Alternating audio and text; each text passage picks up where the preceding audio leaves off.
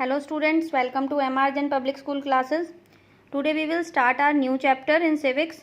The chapter name is Parliamentary Government. Okay, let's start the chapter. Our first topic is Parliamentary form of government.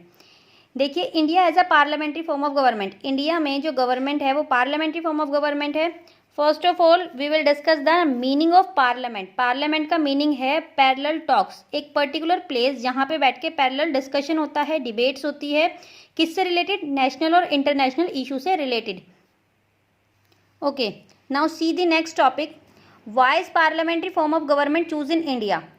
India ने parliamentary form of government को ही क्यों choose किया? देखिए, क्योंकि because हमारे यहाँ पर ब्रिटिशर्स ने बहुत लंबे टाइम तक रूल किया था और जो ये पार्लियामेंट्री फॉर्म ऑफ गवर्नमेंट है ये हमने ब्रिटिश से ही अडॉप्ट की है.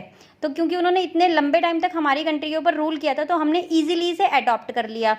अब ये जो गवर्नमेंट की फॉर्म है पार्लियामेंट्री है, इंडिया के साथ साथ Australia, Canada, France, Norway, Sweden, Holland, इन कंट्रियों ने भी अडॉप्ट किया हुआ है. अब India was a colony of Great Britain for a long time, अभी बताया, हम हिस्ट्री में भी ऑलरेडी पढ़ चुके हैं, तो इसलिए हमने इजीली इसे अडॉप्ट कर लिया. सेकंड, पार्लियामेंट्री सिस्टम जो है इसमें क्या करते हैं, जो हमारे रिप्रेजेंटेटिव होते हैं उन्हें हम डायरेक्टली इलेक्ट करते हैं. इसमें रिप्रेजेंटेटिव जो इलेक्ट होते हैं यहाँ, इसके वजह से यहाँ डिक्टेटरशिप का कोई स्कोप नहीं होता. ये रिस्पॉन्सिबल भी होते हैं और रिस्पॉन्सिव भी होते हैं. अगर ये सिटीजन्स के अकॉर्डिंग काम नहीं करते हैं, उनकी नीड को, उनकी विशेस को फुलफिल नहीं करते हैं, तो वो नेक्स्ट इलेक्शंस में अपनी पोजीशंस को लूज़ कर देंगे, वो नहीं जीत पाते हैं. यहाँ पर इक्वल राइट्स एंड लिबर्टी को इंजॉय किया जाता है और इसको harmonious relation between the executive and legislature भी बोलते हैं.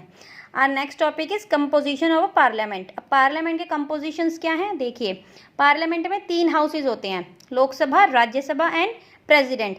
प्रेसिडेंट हम बोलते हैं बट हम इसे काउंट नहीं करते. तो फर्स्ट ऑफ ऑल हम क्या देखेंगे? राज्यसभा. राज्यसभा को हम अपर हाउस बोलते हैं, इसे हम हाउस ऑफ काउंसिल भी बोलते हैं. थर्ड, इसमें 250 मेंबर्स होते हैं, इनकी जो सीटें होती हैं लिमिटेड, जिसमें कि 238 मेंबर इलेक्टेड होते हैं यूनियन टेरिटरी और स्टेट से.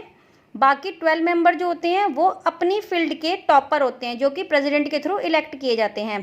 क्वालिफिकेशन क्या होनी चाहिए? इंडिया के सिटीजन्स होने चाहिए, ये ल्यूनैटिक और बैंकरप्ट नहीं होने चाहिए. इनका जो टाइम पीरियड है 6 ईयर का होता है. ये एक परमानेंट हाउस है, लेकिन एवरी 2 ईयर्स में 1/3 मेंबर्स का फ्रेश इलेक्शन किया जाता है. नेक्स्ट है राज्यसभा. जैसे कि लोकसभा को अपर हाउस बोलते हैं, राज्यसभा को लोअर हाउस बोलते हैं, इसे हाउस ऑफ पीपल भी बोलते हैं. इनकी जो सीट होती है मेंबर्स की वो 552 होती है, बट एट प्रेजेंट यहाँ पे 545 है, जिसमें कि 530 मेंबर जो हैं वो लोकसभा में इलेक्टेड होते हैं डायरेक्ट स्टेट के थ्रू और 20 मेंबर्स इलेक्ट किए जाते हैं कॉन्स्टिट्यूंसी और यूनियन टेरिटरी में से. इनका टाइम पीरियड 5 ईयर्स का होता है, लेकिन एमरजेंसी के टाइम पे इसे 1 ईयर एक्सटेंड कर दिया जाता है. क्वालिफिकेशन, इंडिया के सिटीजन्स होने चाहिए, 25 ईयर्स से ज़्यादा, 25 ईयर्स तक इनकी एज होनी चाहिए, ये गवर्नमेंट ऑफिसर नहीं होने चाहिए. इलेक्शंस कैसे किए जाते हैं? ये यूनिवर्सल एडल्ट फ्रेंचाइज के थ्रू, यानी कि जो सिटीजन्स 18+ के हैं वो इलेक्शंस देके अपने रिप्रेजेंटेटिव को इलेक्ट कर सकते हैं.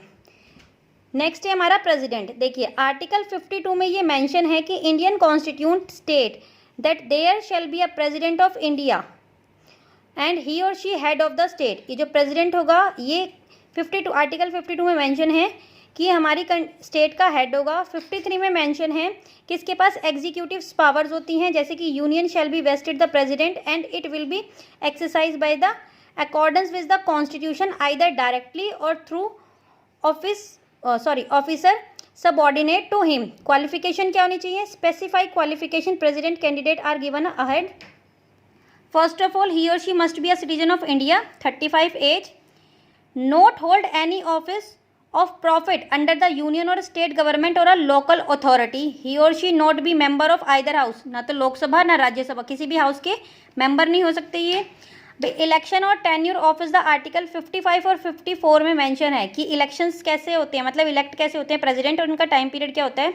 देखिए जो प्रेसिडेंट होता है वो Indian constitution deal with the election the president of Indian he और शी इलेक्टेड इनडायरेक्टली, जैसे कि अभी हमने कहा लोकसभा के जो इलेक्शंस होते हैं वो डायरेक्टली होते हैं, लेकिन इसके इलेक्शन जो होते हैं जो प्रेसिडेंट होता है उसके इलेक्शन इनडायरेक्टली तरीके से होते हैं by the member of electoral collage consist of elected member of the parliament and state legislature, यानी कि दोनों हाउसेस के मेंबर मिलकर इसे इलेक्ट करते हैं। अब अगर सीट वैकेंट है तो कैसे, और सीट वैकेंट की होगी when can the office of president of India fall vacant, या तो इनकी डेथ हो जाए, सडनली डेथ हो जाए, या ये रिजाइन कर दे, या फिर इम्पीचमेंट के थ्रू इन्हें रिमूव कर दिया जाए। इन 3 कारण से सिर्फ इनकी सीट खाली होती है और उनके टाइम पे वाइस प्रेसिडेंट के बिहाफ पे सारे काम को संभालते हैं, सारा वर्क जो है वो करते हैं। इनकी सैलरी कितनी होती है 1.5 लाख पर मंथ इनकी सैलरी होती है। प्रेसिडेंट का रोल क्या होता है, president of India is nominal head of the state. अभी मैंने पीछे बताया आपको पिछले वाले टॉपिक में कि ये हेड ऑफ द स्टेट होता है, ये डील करता है गवर्नमेंट्स के जितने भी काम होते हैं, all the government dealing are carried on the name of president के नाम से सारे ही गवर्नमेंट के काम होते हैं। सुप्रीम कमांडर होता है इंडियन डिफेंस फोर्स का।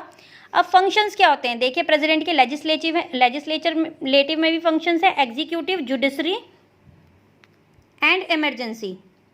ओके, लेजिस्लेटिव पावर्स क्या होती है इनकी, देखिए द प्रेसिडेंट इज ना internal part of the parliament का इंटरनल पार्ट होता है, कोई भी बिल विदाउट प्रेसिडेंट के सिग्नेचर के पास नहीं किया जाता है। ये तो हो गई लेजिस्लेचर पावर। अब president can dissolve the Lok Sabha even the before the expire of its term, ये डिसॉल्व भी कर सकता है। एग्जीक्यूटिव पावर्स क्या है, आर्टिकल 53 में ऑलरेडी मेंशन है।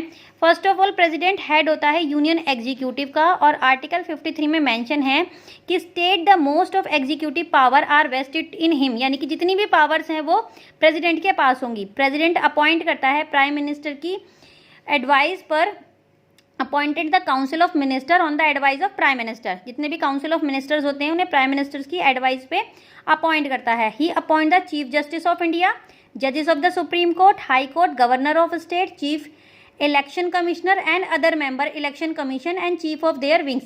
इन सारे मेंबर्स को भी प्रेसिडेंट ही इलेक्ट करता है। Being the supreme commander of the arm force, he can sign peace treaty and also perform the diplomatic functions. ये एग्जीक्यूटिव पावर है। देन है जुडिशली पावर। जुडिशियल पावर्स में क्या होता है कि अगर जुडिशियल पावर में हमारे प्रेसिडेंट के पास पावर होती है, जैसे कि being the head of the state होने की वजह से प्रेसिडेंट किसी की भी पनिशमेंट को कम भी करा सकता है, रोक भी सकता है और उसे रिलीफ भी दिला सकता है।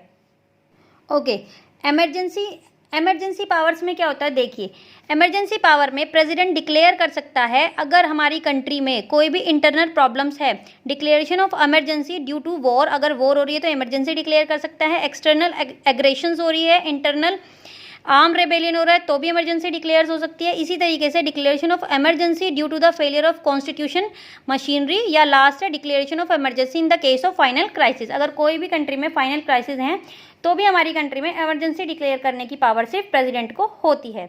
तो यहाँ पे हमारा फर्स्ट पार्ट खत्म होता है इस चैप्टर का, बाकी हम नेक्स्ट पार्ट में पढ़ेंगे। Thank you, have a nice day.